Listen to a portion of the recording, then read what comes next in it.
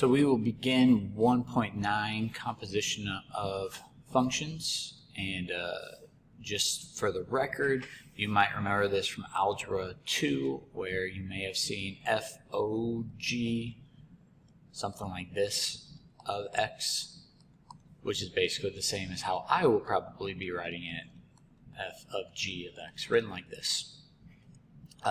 Just as a heads up before anybody gets confused, or I originally was thinking that this was going to be different, so there's no homework that's labeled 1.9, so you're not missing anything. If you're still confused, go ahead and let me know.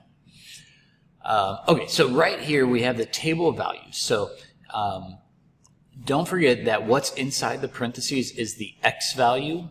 So as we're reading, I'll just jump to the first example. This is saying when x equals 0, what's the h value? So go to your table where x equals 0, and the h on the table is this bottom row. So this is the same thing as saying -3 times 2. So the same for g, go to where x equals -3, which is right here, but now you're going to the g function, and that y value is -2. So then you can just multiply straight across. That would be a -6 times -2 makes it +12. All right. Again, it's just making sure that you understand. So I guess I didn't really mention that this -3 in front is just a constant and goes with it. Same thing with this 2. It's just a constant, goes with it. So look at where x equals -1. So I'm going on my chart where x is -1. Now I'm going to the g function. So 2 times 7.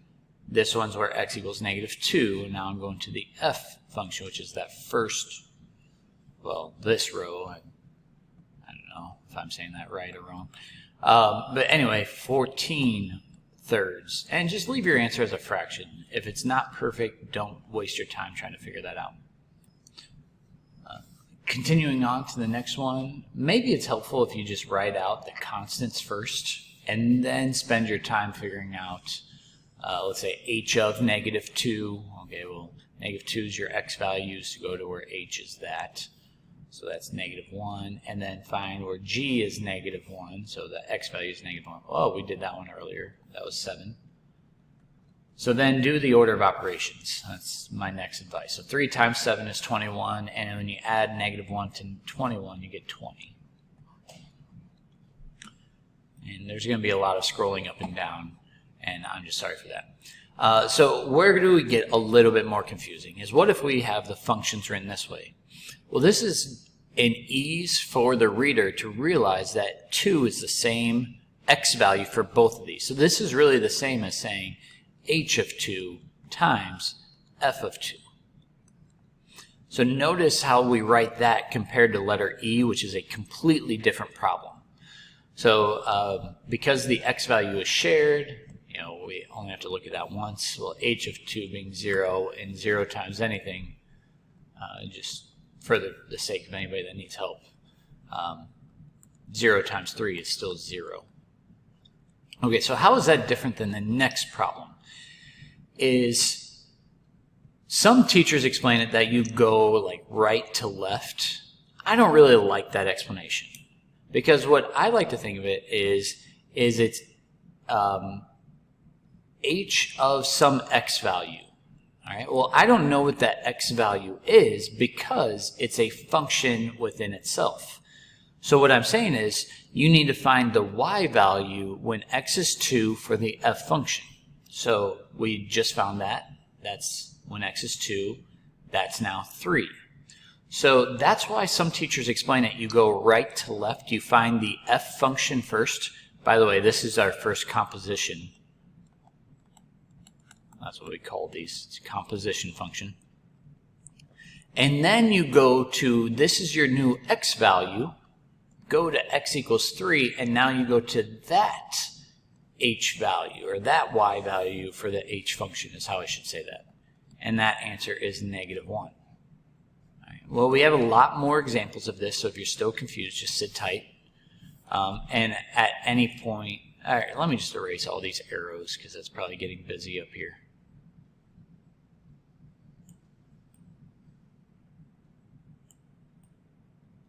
I could have paused the video, snapped my fingers, and you would have thought I was a magician. Anyway, if we look at the next one, again, maybe it's just best if I explain this right to left. You do f of -3 first, because you want to find the y-coordinate of the f function when x is -3. If you think of the order of operations, you always do the parentheses inside the parentheses. So our rules of math still work. So go to x equals -3. The f function says that that's 0, but you still need to do g of now x equals 0. So now go to your go to x equals 0, and the g function is this row, and we get -2 as our answer. Okay, hopefully I explained that a little bit better than the previous one. By the way, at any point, if you feel the urge to just pause the video and try these on your own, that's a strong encouragement on my side. So let's explain it using the order of operations, the parentheses inside the parentheses. So go to x equals -2. The g function next tells you that that value is 1. And then do h of 1. Well, x equals 1. The h function is down here, equals -3. Looking at the next one, parentheses inside the parentheses, or going right to left. F of 3, x equals 3, the y value is 2 right there. But now you're going to, the y value of 2 is now the x value, x equals 2, and now you're going to the g function, tells you that that answer is 5.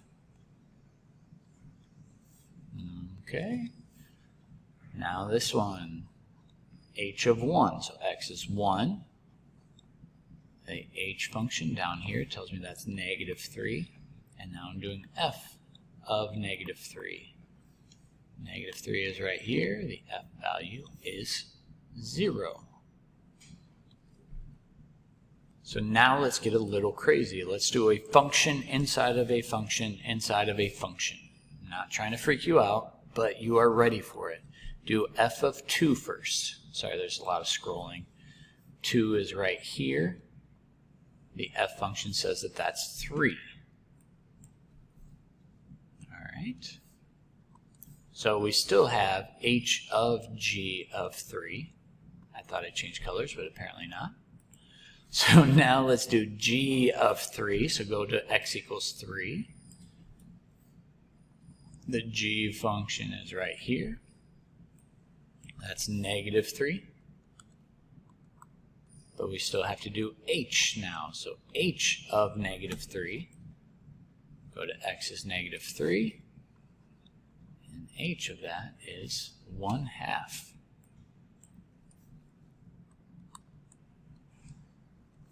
There we go.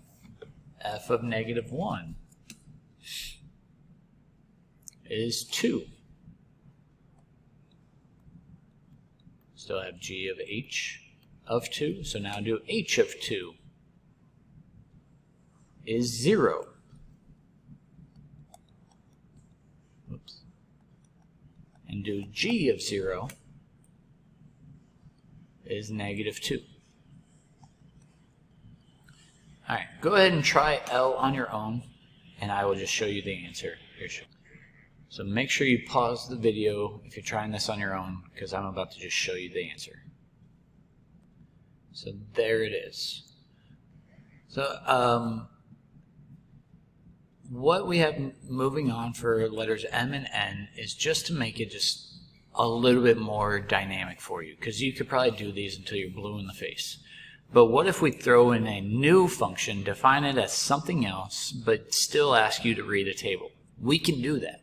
So we can replace k of x with what it's equal to, 2x plus 10, and then set it equal to whatever this value is. Well, you might want to figure out what that value is, before making the equation. So whatever h of -1 is, going back to your table, is 1. But then figure out what f of, whatever g of 1 is. Well, g of 1 is 0. And then whatever f of 0 is, -4, is how you need to set up this equation. And then right here, it's like algebra 1. Subtract 10 over, so 2x equals -14, and divide by 2, you get x equals -7. And same thing with this next one, is just throw in, well, let's make it a little bit more dynamic and throw in an absolute value function in here. So yeah, the absolute value of 2x minus 3 is replacing this p of x, and it needs to equal whatever this value is. Now I don't know what g of -2 is, that's what the chart is for. So g of -2 says 1, and f of 1 now is equal to 4. Now here's the thing that some students forget. What's inside the absolute value could have had a negative value as well. So you do have two answers here. So now you can add 3 over. So 2x would equal 7. And when you divide by 2, you get 7 halves or 3.5. I'm good either way. And then when you add 3 to -4, you get -1. So x could have been -1/2. So there are two correct answers here on this one. So pause the video if you need anything, and we're going to move on. Actually, because the next one is a graph and reading a graph, I'm going to stop this video and make a new one to start over. All right?